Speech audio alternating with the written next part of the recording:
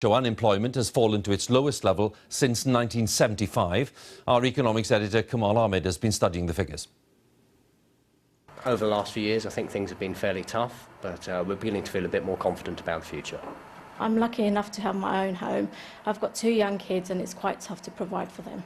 It's nice to get a little wage increase, but by the time I've got it in one hand, it's out the other. Just look a bit back over. Our income's a vital part of the economy, and away from the statistics, the real world, and how people are feeling about the year-long income squeeze. As soon as we get a pay rise, rent goes up, food goes up, everything goes up.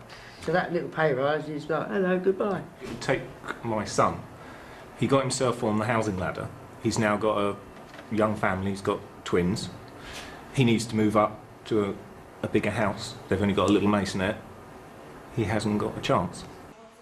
Just like Maria and Nigel at this high-tech communications and radar firm, the wage squeeze is still true for many workers. But the evidence is growing that 2018 will be better than 2017. Let's look at the improving picture on incomes. If we look at last month's figures, they said wages were increasing by 2.6%. Today, that number rose to 2.8%, the highest for 3 years. And better news on jobs as well. Unemployment is at its lowest level since 1975. The head of the firm that employs Maria and Nigel and 170 others in West London reveals why things are looking up.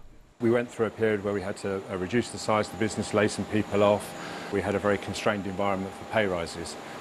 Since that time, so over the last 3 or 4 years, we've seen maybe 20% a year growth in our business, and that's been reflected into significant pay rises for our staff. There is one striking thing speaking to people here: the good times have not suddenly returned. Over the last decade, people's real incomes have hardly moved at all. How unusual is that?